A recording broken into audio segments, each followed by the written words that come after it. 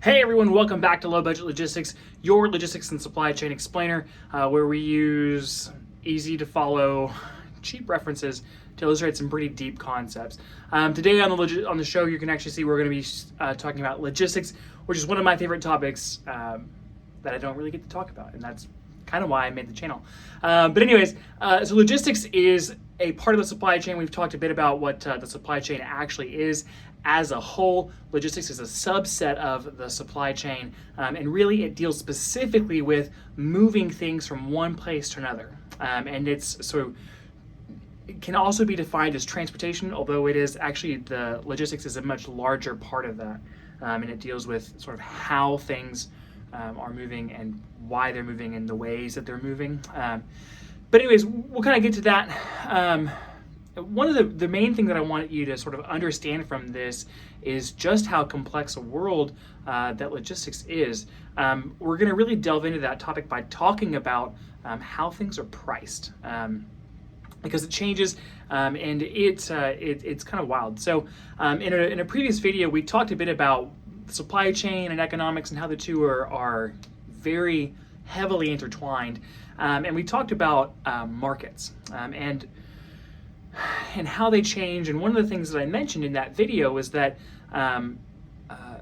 the logistics space exists entirely as a market. It's a huge marketplace, and there's varying things that occur in that market, and the market itself is always changing all the time. And so from day to day, you could get a different price for the same item or for the same type of thing, and then there's longer contracts as well, but it gets wild.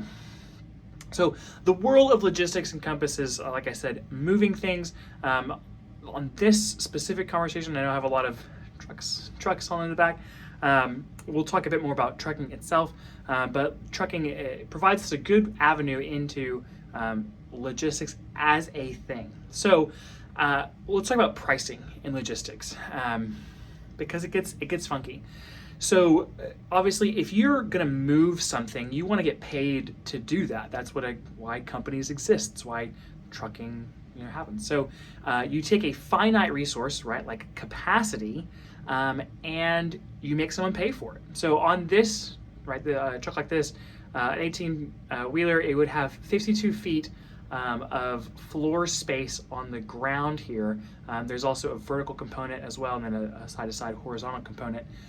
For the total volume of that truck, right? So that's as much as that truck can move is in that space.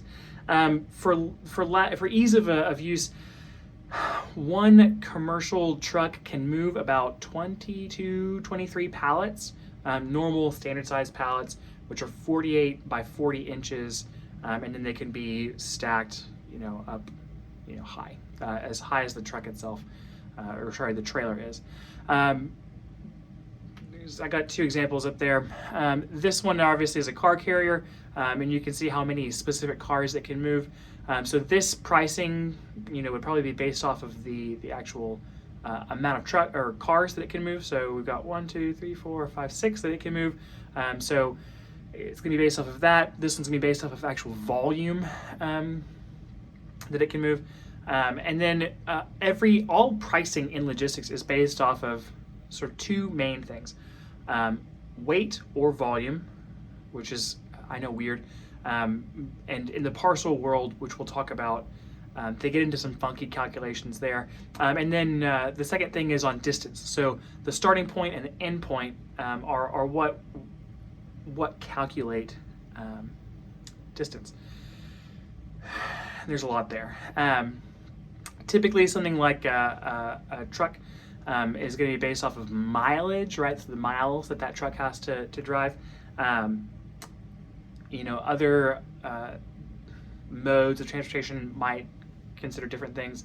And I know that in the air side, they consider the lane itself of where, from one airport to another, and what that looks like. There's lots of calculations, and the world of logistics is built entirely on those sorts of calculations.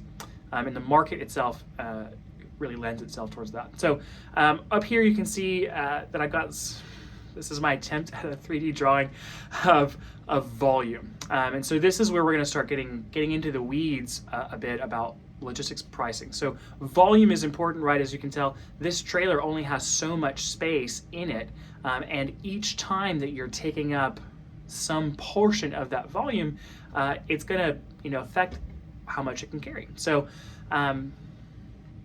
when you're shipping less than a full truckload, that pricing is indicative of how much stuff you're moving and how much of the trailer you're actually taking up, based off of the distance that you're running, which is weird. So volume calculations, if we can remember back to, I think it was 8th grade, maybe it was 6th grade math on volume, it is length times width times height. And that provides you with volume. So volume in the logistics world is always based off of the unit that you're shipping. So on a freight move, you're going to be shipping typically pallets. On the parcel side, you're going to be shipping individual boxes. So you're going to calculate the length, width, and height for everything that you're moving. So as I said, a pallet is 48 by 40 inches, and then whatever your height is sort of the changing variable there.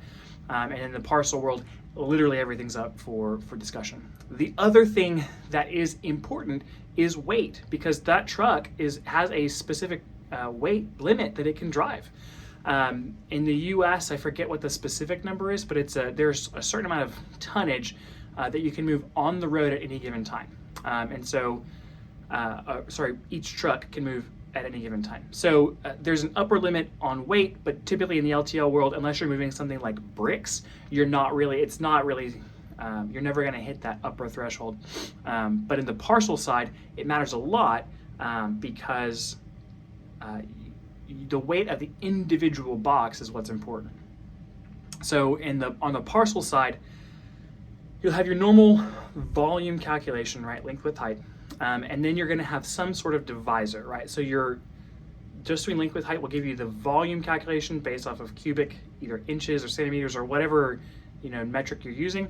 And then you're going to have to divide it by something to get it into a kind of similarity between weight and volume, because weight is obviously in pounds. And if you do a volume calculation, it's going to be a number that's much higher and more difficult to compare to. So typically a parcel provider like these guys up here will give you a divisor. So you're going to do your volume calculation divided by some number, and that's actually a negotiable number, which is fun. And that's again only a parcel specific thing that you have to understand. And so once you've done that calculation, you're going to compare it to your weight, and that's what's going to give you the number. So whichever is the greater of those two numbers is what you're going to be billed off of, and that will be based off of how far you're traveling.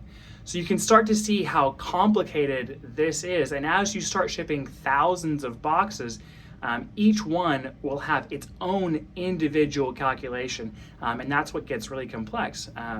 To make it easy, companies use pretty standard sized boxes, and so they will start to know what the specific dim to weight calculation is, and it just makes it sort of easy. You can calculate those numbers one time and know what they are, and then as you ship volume out, you will start to know whether you're heavier or lighter than that dim, and what you're going to be charged off of. So that's sort of pretty broad. Like, logistics is really complex, but sometimes it's also simple, right? We're just talking about moving stuff from A to B. That's it. In the epic words of George Castanza, it's all pipes. It's all plumbing, right? It's all that I'm doing is starting something on one end and shipping it through to another. That's it. It's very simple. But as you can see, because of trying to make money, we've added a bunch of complexity to it, and that's what makes things really difficult. And things change. There's other things that get added on to logistics pricing as well. So obviously, everything on the board here, it runs on gas, it runs on fuel, and that price changes. It fluctuates day to day, sometimes hourly. And so as that changes, you have to be paying for the price of that fuel to move from one place to another. That's part of the distance calculation is inclusive of paying for fuel. There's other things that are calculated in there. Parcel specifically gets a lot more detailed as far as surcharges that get added on at the very end. because delivering parcel is a lot more difficult and a lot more expensive than delivering something like a full trailer load or less than trailer load. So these are going to go from basically one starting point to one end point. That's it. Everything on that truck is going to go basically to the same city, sometimes the same dock or same warehouse.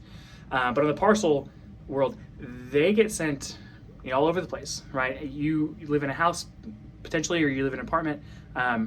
Stopping at multiple places on the same truck is expensive, and so that the parcel carriers will charge you based off of that expense.